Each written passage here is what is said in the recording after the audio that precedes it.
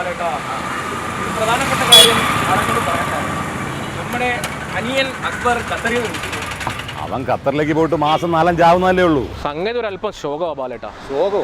ജാഫർ കാര്യം തെളിച്ചു പറ. അന്ന് അക്ബറിനൊപ്പം ഖത്തറിലേക്ക് പോയൊരു പയ്യനുണ്ടല്ലോ, അങ്കമാലിക്കാരൻ ആന്റണി.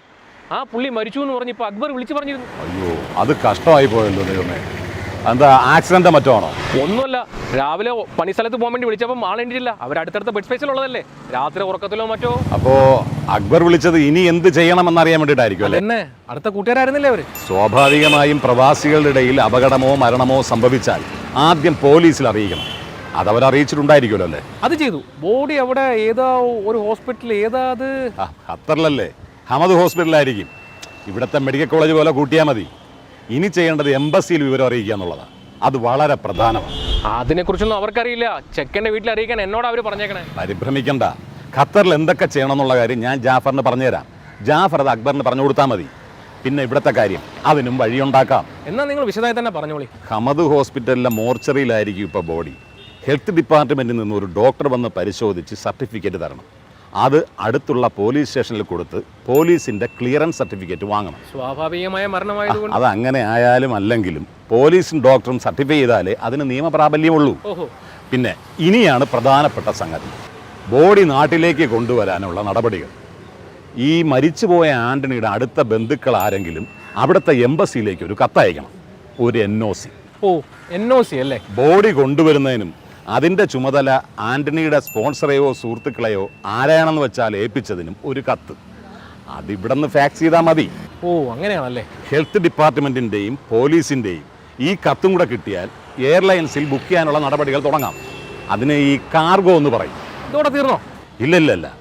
അവിടെ അക്ബറിൻ്റെയും ആന്റണിയുടെയും കമ്പനിക്ക്, അതായത് സ്പോൺസർക്ക്, ഒരു PRO കാണും. അയാൾ ഈ പേപ്പറെല്ലാം, അതായത് death notification, death certificate, police clearance certificate, ഇവിടുത്തെ ബന്ധുവിൻ്റെ ഈ നേരത്തെ പറഞ്ഞ ലെറ്റർ, മരിച്ച വ്യക്തിയുടെ പാസ്പോർട്ട്, പിന്നെ കൂടെ ഒരാൾ കൂടെ വേണം. അതിപ്പം അക്ബറിനെ തന്നെയല്ലേ ഏൽപ്പിക്കാൻ പറ്റൂ? അക്ബറിൻ്റെ പാസ്പോർട്ട് കോപ്പി, സ്പോൺസറുടെ സൈഡിൽ നിന്നുള്ള കത്ത്, എയർലൈൻ ബില്ല് ഒക്കെ കൂടി ഇന്ത്യൻ എംബസിയിൽ ഏൽപ്പിക്കും. എംബസി അപ്പോൾ ഒരു NOC തരും. അത് കൊടുത്താലേ മോർച്ചറിയിൽ നിന്ന് ബോഡി എടുക്കാൻ പറ്റത്തുള്ളൂ. പിന്നെ നേരെ എയർപോർട്ടിലായിരിക്കും? ആയിട്ടില്ല, മൃതദേഹമല്ലേ. ട്രാൻസ്പോർട്ടേഷൻ മുമ്പ് അത് എംബാം ചെയ്യണം. എംബാം ചെയ്ത് ശവപ്പെട്ടിയിൽ അടച്ച മൃതദേഹമേ വിമാനമാർഗം കയറ്റി അയക്കാൻ പറ്റത്തുള്ളൂ. എംബസിയിൽ നിന്നുള്ള NOC കിട്ടിക്കഴിഞ്ഞാൽ പിന്നെ എല്ലാ പേപ്പർ പണിയും കഴിഞ്ഞോ? ഇല്ല, ആഭ്യന്തര മന്ത്രാലയത്തിൽ നിന്നും ഒരു NOC വേണം. പിന്നെ ആന്റണിയുടെ ID കാർഡും പാസ്പോർട്ടും എല്ലാം ക്യാൻസലേഷന് കൊടുക്കുകയും വേണം എമിഗ്രേഷനിൽ. എന്നിട്ട് അതിൻ്റെ എല്ലാം കോപ്പി എടുത്ത് കാർഗോ ബുക്കിങ്ങിന് ഏൽപ്പിക്കുകയും വേണം. പണി പിടിപ്പതുണ്ടല്ലേ? ഉണ്ടെന്നും പറയാം. അതുകൂടാതെ അങ്കമാലി ആവുമ്പോൾ നെടുമ്പാശ്ശേരിയല്ലേ അടുത്ത്. അവിടെ എയർപോർട്ടിൽ വരുന്ന ബോഡി എത്രയും പെട്ടെന്ന് ഏറ്റുവാങ്ങിക്കൊള്ളാമെന്ന് ഒരു സത്യവാങ്മൂലം കൂടി എഴുതി കൊടുക്കണം. അതിൻ്റെ കോപ്പി എംബസിയിലേക്കും സ്പോൺസർക്കും കാർഗോ ബുക്ക് ചെയ്ത എയർലൈൻസിനും അയക്കണം. ഇത്രയും മതിയാവും. ഇനി ഇതിനൊക്കെ ഉള്ള ചെലവ്? ഖത്തറിൽ ഗവൺമെൻറ് സൈഡിലെല്ലാം ഫ്രീയാണ്. 1500 റിയാൽ ശവപ്പെട്ടിക്ക് വേണ്ടി വരും.